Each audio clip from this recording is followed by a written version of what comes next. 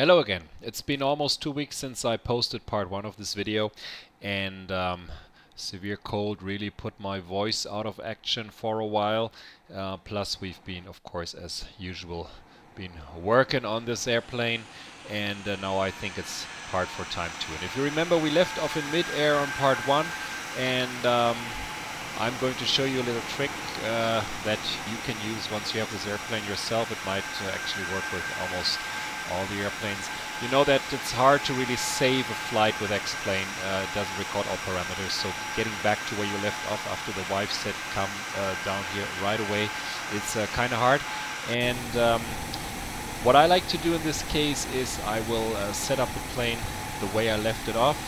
In this case I have the altitude set to 16,000 in the flight altitude window for the pressurization, and I have the lights set up accordingly. Flaps are up.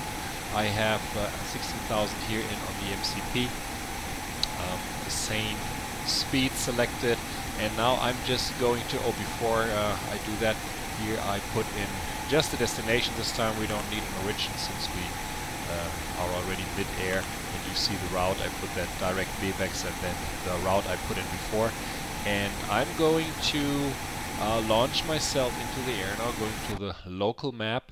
I'll find VBEX, it's over here, and then VBEX I took the Q230, and it's going to Tadov, which is right here. And I think I left off about right here. So I'm going to take the airplane, and a little trick, always put the altitude first. I've seen X-Plane do some weird things when you try to drag it across the ground, and at 16,000 feet, you see I'm not precise here, you want to be at 300 knots true airspeed, and I'm going to put myself here in between VBEX and Tadov onto the Q230, and I'll move the heading until it points somewhat into the right direction, and I'll let go.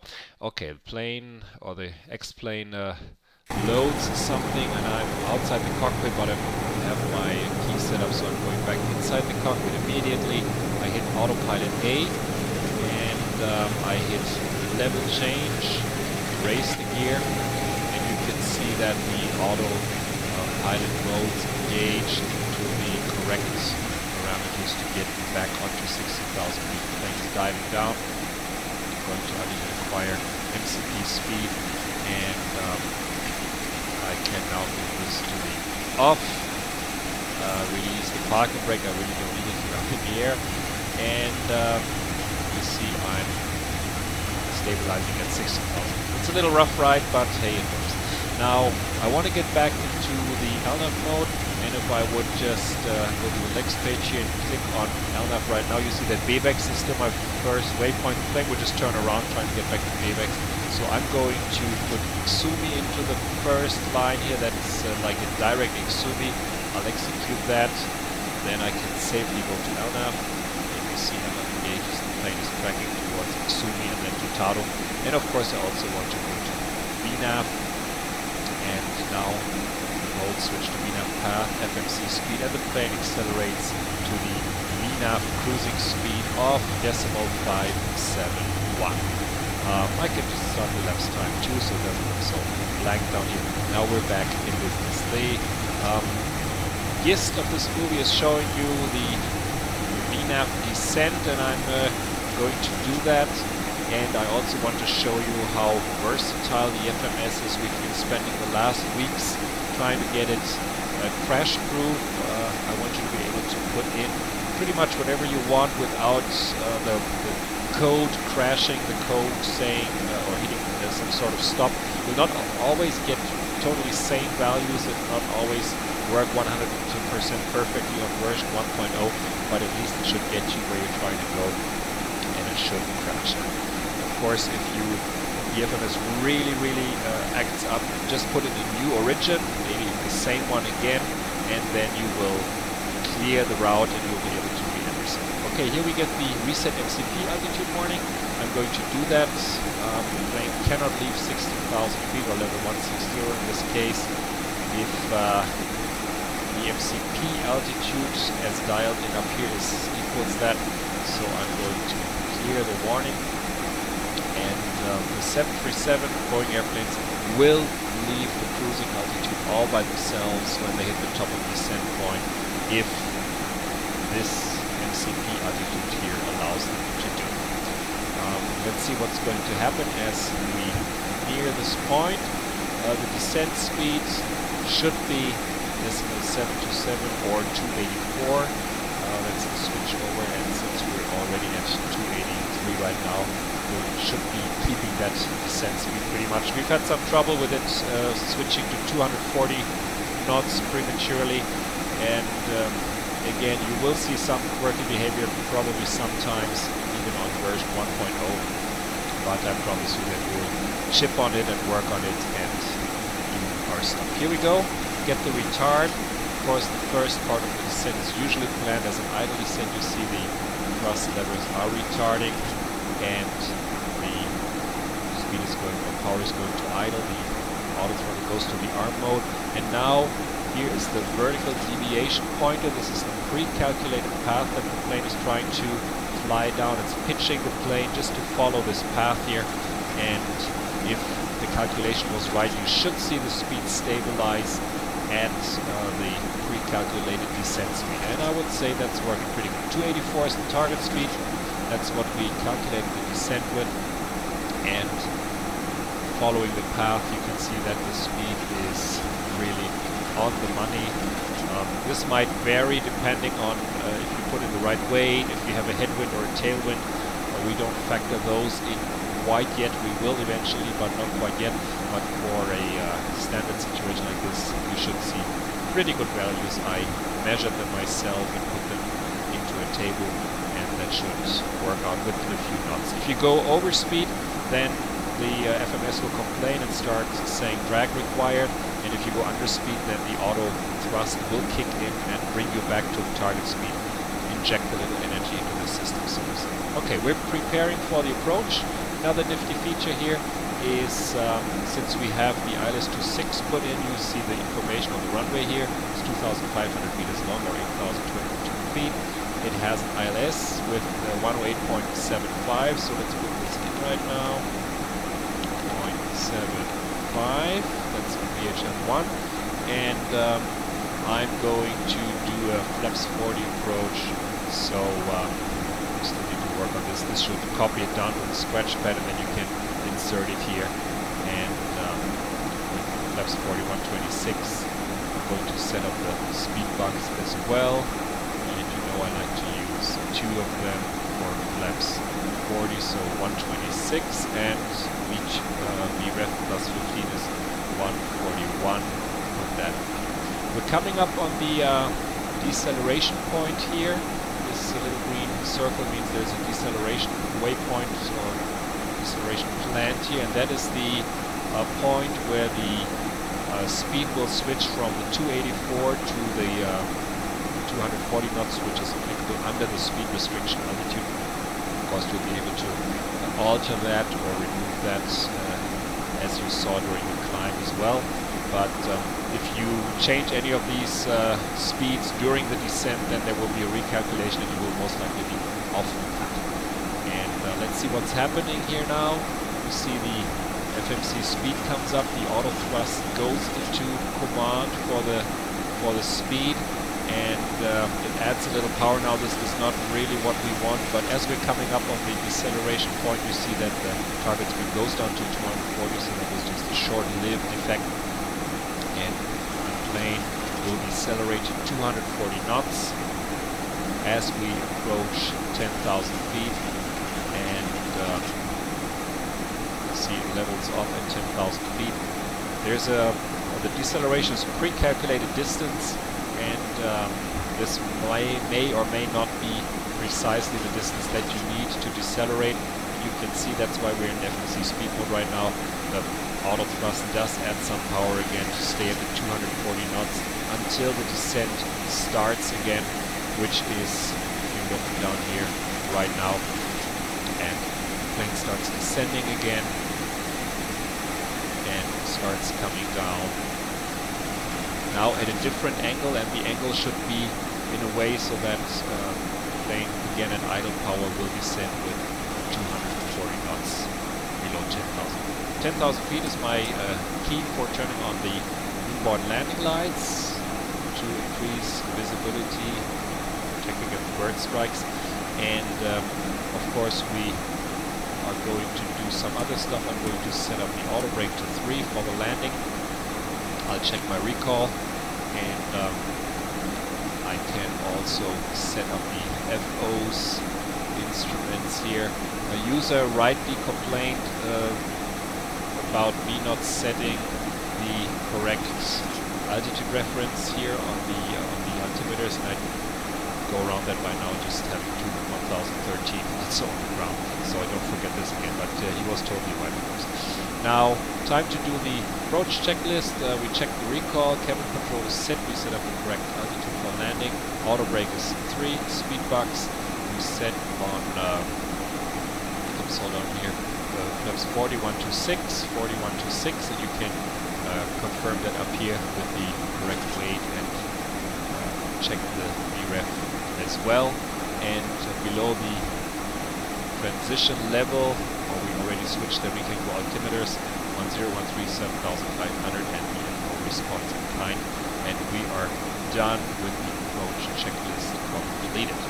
And now let's see what the plane will do as we approach the airport. You can see it's about, well, this is the 20-mile range, so we have 10 miles, 50 miles to go to COD 7.9. And if you look at the next page, you can see what the FMS has planned. At COD 7.9, it wants to be at 172 knots at 3,000 feet. Outer marker runway 26, it wants to be at 162 knots at 1,953 feet. And runway 26 is the end of descent point with 115 knots and 646 feet land. And after that, it's the missed approach 2,000 feet, and then a right turn to Magdeburg, climbing to 4,000. And for this approach, I do not want to arm the approach mode. I don't want to fly it with localized, excuse me, here's my cold again, localize and glide slope mode. I want to fly it in the VNAV mode, so to say. I want to fly it in LNAV and VNAV, so you can see what happens. And for this, I'm going to turn the altitude in the MCP window even further down. I'm going to put it to 800 feet, so it doesn't interfere with our descent, because you know that if I leave this at 3,000 feet, then the autopilot will go to altitude hold. Once it hits this the value of this window, the autopilot can never fly through this window or leave this window's altitude. And if you want VNAV to do its thing, you need to get that out. Okay, I'm going to, oops, a little far forward here, I'm going to move the range in a little bit, and I got my little preview window down here. Now 20 would be the perfect range for this situation. I'm going to 10 already, so I don't have to switch it again in a second. And I'll see that we have about another 5 or 6 miles to go. So let's check our descent performance here. We are at FMC speed still. This is not 100% correct. This should still be an idle power descent, but as you can see, it turns out to be that way. The power is at idle, thrust levels are all the way back. The plane is following the path again. It's right on the deviation pointer here, and the speed is stabilized at 249 knots. And this is what I was talking about. It's not always going to be precise. 240 is the planned speed. We're at 8 knots fast. Well, this would be a very, very good performance on the real airplane. The approaches are rarely working out that well. Again, VNAV is a mode that real pilots use, let me say, sparingly. The other information that we had about the airport is the altitude. 646 is going to be 50 feet above the threshold, so if you're really too lazy to check the charts like me, then just add 150 feet to that for the minimum, so that's 790, let's say 800, so I'm just going to put this to 800 to give us an ILS minimum. Of course, real pilots don't do that, they always check the charts. Okay. What is the FMS doing? It's decelerating. We want to be at 170 something here at COD 7.9, and you can see the speed target is back. you look at the descent page, you see now 210 is the new target speed. Why 210? Because we don't have the flaps, or the flaps are the problem. We need to go to extend the flaps, so I'm going flaps 1. And of course you saw how fast that moves. Tom keeps moving these flap speeds up to high speed because he's doing a lot of testing. He's getting tired of waiting. The new maneuvering speed for flaps 1 is 190, so I'm going to flaps 5. And you see immediately now the flaps are not the problem anymore. The target speed of 172 is the new target. And the plane is slowing to 172 knots. And we're coming up on the turn here. You will often see a mismatch between our calculated center line and path that the plane will take on the center line. Long story, but there are many things influencing that. There might be a small discrepancy, don't let that discourage you. You see the plane is turning and it's starting the descent even further. We're pretty good on the localizer here, I'd say, and we're also pretty good on the glide slope, but again notice that we're not in, if you look up here, we're still in VNAV path and LNAV, we're not on localizer glide slope. We're just doing this with reference to our internal navigation, accuracy, position, fed by the GPS, which is of course pretty accurate. If you look outside the window, here's the airport, and this is what it would look like on a GPS approach. Coming up on 2,000 feet, time to drop the gear. You see the FMS wants to decelerate further. It's limited by 170 because flaps are at 5. So gears down, let's go to flaps 15. And of course, when we go to flaps 15 with such a high speed, there is some ballooning, which will get us a little bit off the path, nothing bad. Now the speed is 162 again, and you see we are just passing the outer marker waypoint. And if you look at the airport down here, by the way, another one Beta made, another great looking airport. We are pretty much right on the money as we come down virtual glide slope. And now we're going to flaps 25. And now target speed is going to be 150. So we'd have to get off the speed now and switch speed to manual control. But I want to show you what happens when you decide not to finish that approach. You see we are now coming up a little to the right of the airport here. Again, something that is probably due to some navigational database mismatch. Anyway, we'll pretend that we go around. We don't want a continuous approach, so I call out go around. I hit the toga button, cancel the alarm, the autopilot is disconnecting. Autopilot or the auto thrust is going to go around mode, and toga, maintaining runway track, and I go gear up. And of course I need to go to flaps 15. Here we go. Oops, that was too far, that was flaps 1. I have my button set up for flaps 15. Here's flaps 15, okay, that looks a lot better. Sorry for that screw up. And now it's time to re-engage the autopilot, going back to LNAV, we're level change, flaps 15, so I can go to 170. And see that, the problem is I didn't set a go-around altitude. Bad pilot, going to level change again. Now we should be okay. And you see, at least in LNAV, the plane is following the path, returning towards Magdeburg as was planned. And we're climbing back to 3,000 feet, not in VNAV anymore, but now in LNAV. And now it's time to raise the flaps until flaps 5. Increasing speed,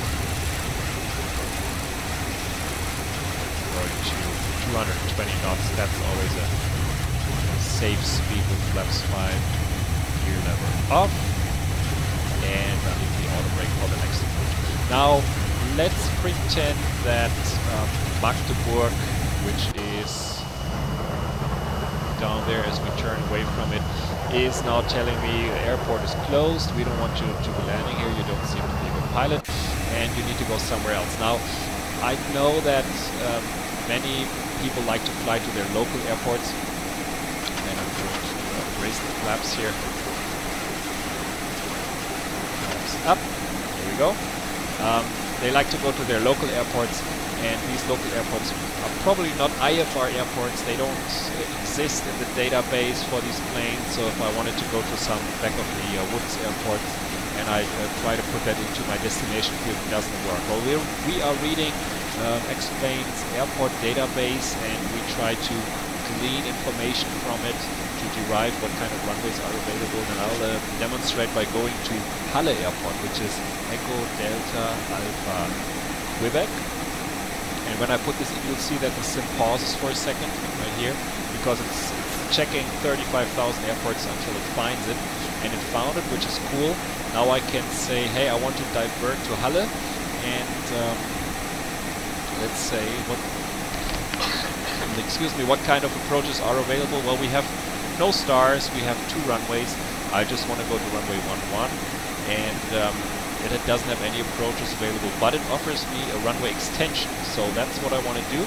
I want to go to the, let's call it the 7-mile runway extension. Now as I go to the legs page, you see that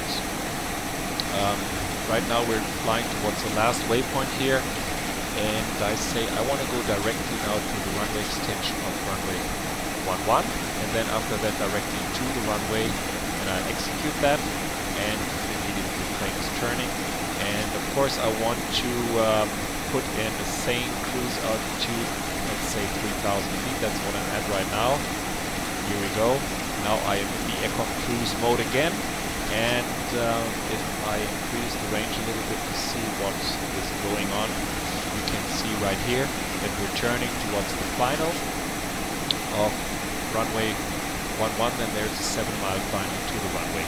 And here's the top of descent, and that's where I'll be going now. Now to accelerate things a little bit, I'm just actually going to VNAV cruise.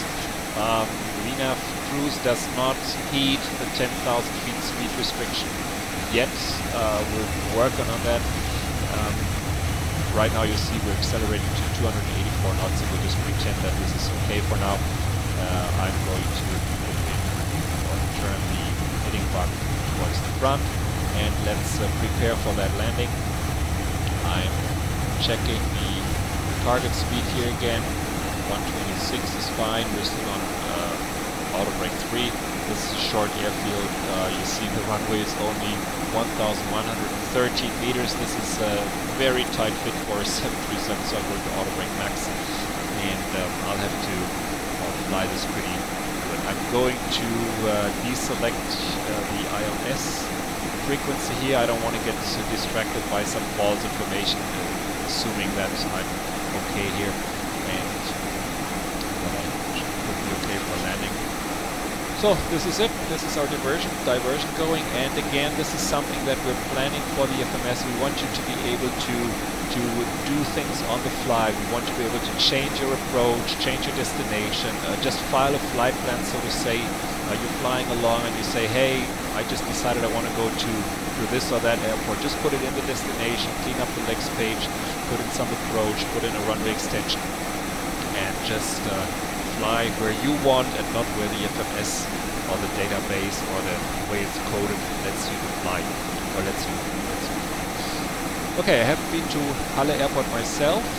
Here we get the red reset MCP altitude again. I'm just going to do that. I'll just go to 1,000, or let's say 500 feet, and clear the message.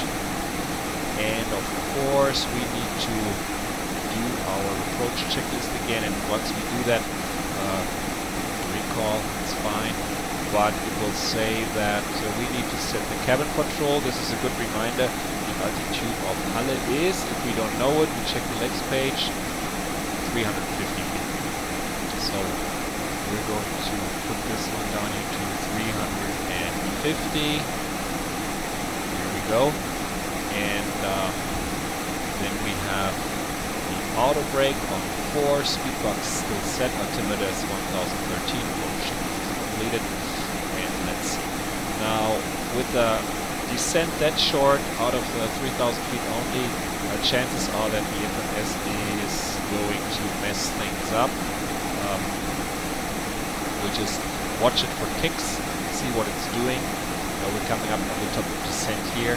It will most likely immediately switch to 250 knots being too fast, and then it will start yelling for us to help with the speed brake. Here we go.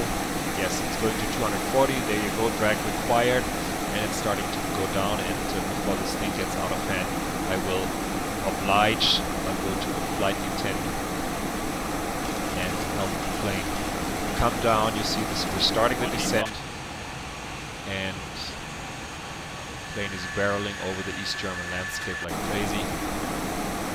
Let's see if we can salvage this thing here. Drag required message still going. Let's see on the next page. At the runway extension, wants to be 2,655 at 170 knots. We're at that altitude now. We still have 2.5 miles to go. This should give us enough speed for deceleration. And right now it's already wants to go 210 flaps, so I'll keep the speed brake out. I must slow down. And as we pass 230 knots, I can go to flaps 1. Right now, flaps 1. And we were still a little too fast, I think. Go back to VNAV. We're getting too close to the limit here. Flaps 2, flaps 5. And when you get too close to the red barber pole, then the plane will get out of VNAV. See, there we go, VNAV disconnect, but we re-engage VNAV and go to, actually go gear down now. This is pretty roughing it in.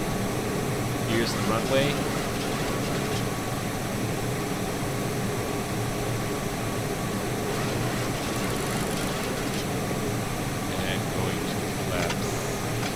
Now flaps 15 is where we want to put the speed brake back to arm. It's not recommended to have the speed brake on beyond flaps 5 really. And going to flaps 25. And here is the airfield. Again, we're not coming in completely straight. See, there's a little offset, which has to do with lots of things like magnetic variation and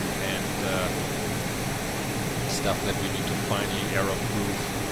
But for now, it does the job. It gets you to the field where you want to go. Flaps 30. And finally, flaps 40. It does take you where you want to go. And I think it's a great help.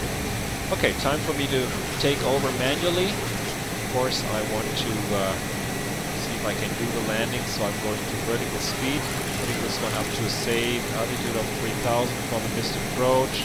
This one goes down 126 plus 5 is 131. Of course, I deselect the speed now, grab control of my thrust levers, getting ready for the manual flight, and disconnect the autopilot and get to fly manually. Okay, onto the center line.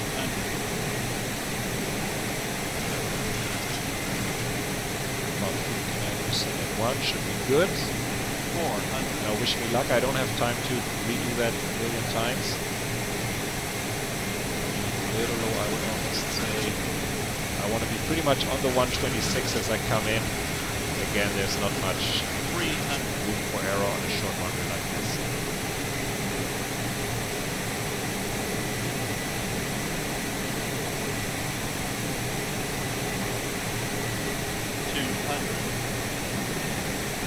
Of course, I have no Vazi, no nothing.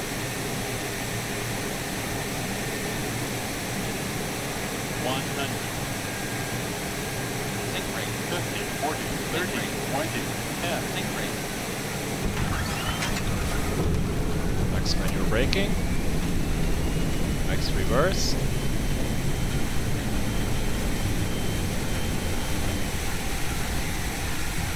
And coming in with room to spare. I don't think that the taxiways here are big enough for me to taxi in. But then again, nothing beats trying it. With a little oversteering, that works okay. And I'm stowing the ground spoilers by adding moving the thrust levers actually. And you might have guessed it, this is another airport done by Peter, and he did put in a lot of effort again.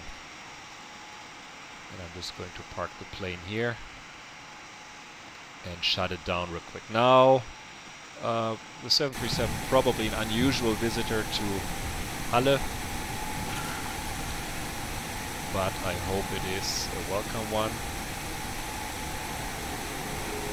And this will be the last promotional video I do.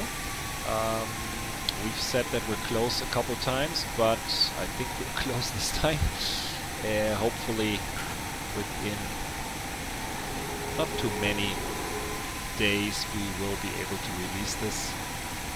As you see, we're at a state where VNAV is usable, and we are planning on getting this out pretty soon. Okay, I'm getting some ground power connected here, so I can turn everything off. Lights out, and of course window off. We need to get the view while there's no bleed anyway in a second. Ground, slopes off. This one works okay. Flaps up. And then we can shut down the engines.